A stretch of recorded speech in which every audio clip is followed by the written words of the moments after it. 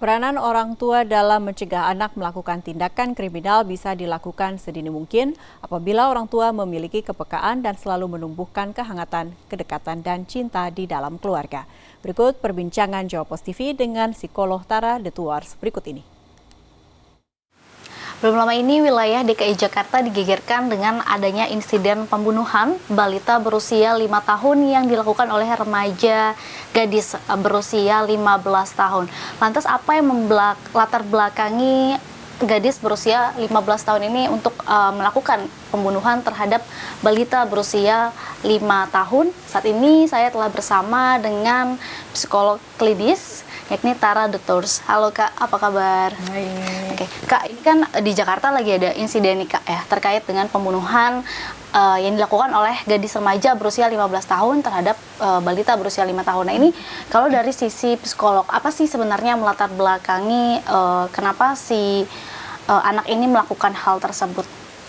Ya, sebetulnya bisa jadi ada banyak faktor ya yang melatar belakangi.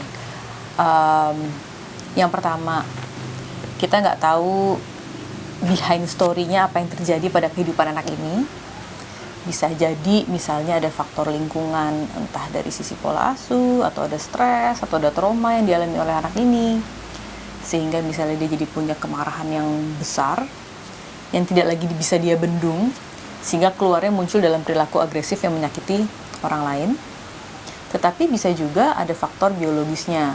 Faktor biologis itu artinya memang ada beberapa anak-anak yang memang terlahir dengan dia punya ketidakmampuan untuk merasa.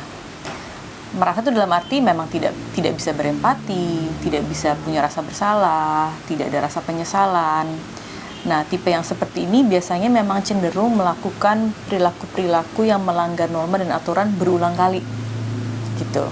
Nah, jadi apakah yang mana? Ya bisa jadi dua-duanya, tetapi memang perlu asesmen dengan lebih detail lagi supaya tahu sebetulnya faktor melatar belakang itu apa.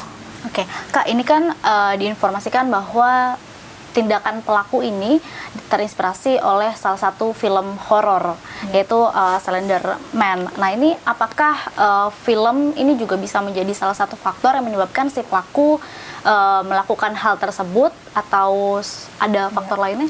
Kalau menurut saya tidak sesederhana kita nonton terus kita melakukan gitu. Karena banyak juga orang lain yang bisa jadi menonton hal yang sama tapi tidak punya hasrat untuk membunuh gitu. Yang jadi masalah adalah pada saat kita nonton, kita kan mengolah apa yang kita tonton. Misalnya nih, itu sadis banget ya, itu nggak boleh kayak gitu. Oh, itu kalau saya lakuin itu tuh menyakiti. Ini dalam dunia nyata tidak boleh terjadi gitu. Nah, proses pengolahan ini berjalan dengan normal atau tidak gitu. Sehingga kalau tidak berjalan dengan normal, bisa jadi anak akan menangkap mentah-mentah apa yang dia lihat gitu. Misalnya ketika anak ini tidak bisa merasakan, dia tidak tahu bahwa ketika dia nonton film, disakiti itu sesuatu yang menyakitkan ya, maka dia jadinya punya kecenderungan untuk melakukan itu. Nah, kemudian yang juga penting adalah bahwa orang tua pegang peranan untuk bisa peka terhadap anak-anaknya. Tidak hanya peka bahwa anak ini kerjaannya ngapain aja, kegiatannya apa, bukan itu. Tetapi anak ini punya ciri-ciri dan karakteristik atau kondisi emosi yang seperti apa.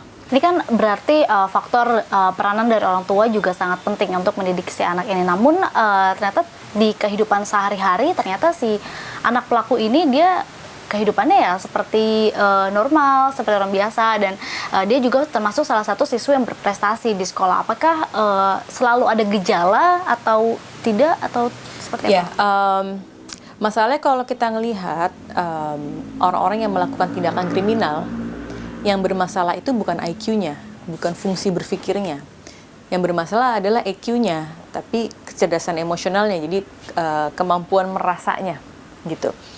Jadi bisa jadi pelaku kriminal itu bisa sangat pinter, tapi dia tidak bisa berempati pada orang lain gitu. Nah, ini yang perlu kita waspadai karena sebetulnya ciri-ciri anak ketika EQ-nya rendah sebetulnya harusnya sudah terlihat dari kecil. Jadi tidak mungkin dari masa kecilnya baik-baik aja, tiba-tiba begitu sampai di umur 15, tiba-tiba dia nggak bisa merasa. Nggak mungkin.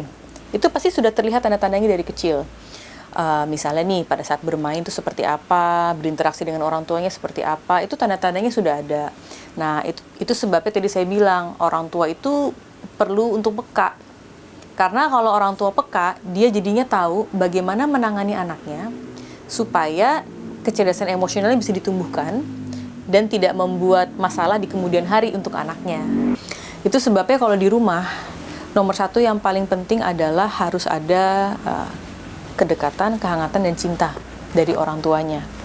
Kenapa? Karena kalau ketiga hal ini ada, anak itu hatinya akan penuh. Anak yang hatinya penuh, dia tidak akan melakukan atau kecenderungannya sangat kecil untuk dia melakukan hal-hal yang di luar dari normanya. Kemudian, setiap anak ini ingin melakukan sesuatu, ketika punya kedekatan yang baik dengan orang tuanya, dia pasti akan selalu teringat kata-kata orang tuanya. Oh iya ya, kan orang tua saya mengajarkan, orang tua saya menunjukkan kalau ini tidak boleh, orang tua saya bilang bahwa yang ini baik, yang ini tidak baik. Sehingga anak ini terkondisikan untuk punya rem dari dalam diri sendiri supaya mencegah hal-hal yang tidak diinginkan. Kak, ini kan kalau melihat untuk anak-anak saat ini kan lebih cenderung bermain gadget atau lebih individualisme. Nah, ini ada hal tersebut bisa cenderung nggak sih membuat anak tuh mengarah ke hal tersebut? Enggak. Karena gini, anak itu bisa punya ciri-ciri yang menyendiri, ya, tertutup, kemudian main gadget, tetapi tidak berarti bahwa dia bisa disebut kategori melakukan tindakan kriminal, ya. Yang beresiko untuk mengalami tindakan kriminal adalah pertama, ketika dia tidak punya empati. Empati itu artinya tidak bisa merasa, tidak punya belas kasih, tidak punya kepedulian pada orang lain ataupun makhluk lain. Sehingga dia punya kecenderungan untuk menyakiti orang lain, agresif, berkata kasar, maupun menyakiti binatang misalnya. Yang kedua, tidak punya rasa bersalah. Apapun hal yang dilakukan, mau orang bilang itu salah, itu tidak tepat, dia tidak merasa bersalah. Tidak ada penyesalan dari apapun perilaku yang dilakukan. Yang ketiga, berulang kali melakukan tindakan yang melanggar. Misalnya nyakitin temennya, mencuri. Yang keempat, ada kecenderungan untuk berbohong dan manipulasi. Nah, ini sebenarnya 4 ciri yang perlu diwaspadain. Yang kalau 4 ciri ini terlihat di anak-anak tetapi didiamkan, kedepannya bisa mengarahkan anak ini mengalami gangguan antisocial personality disorder, ya, jadi gangguan kepribadian antisosial gitu. Dan gangguan kepribadian antisosial itu yang paling erat hubungannya dengan tindakan-tindakan kriminal. Saat ini pihak berwajib, kepolisian masih melakukan pemeriksaan kejiwaan dari si pelaku atau si anak ini, apakah dia memang memiliki kelainan atau tidak. Nanti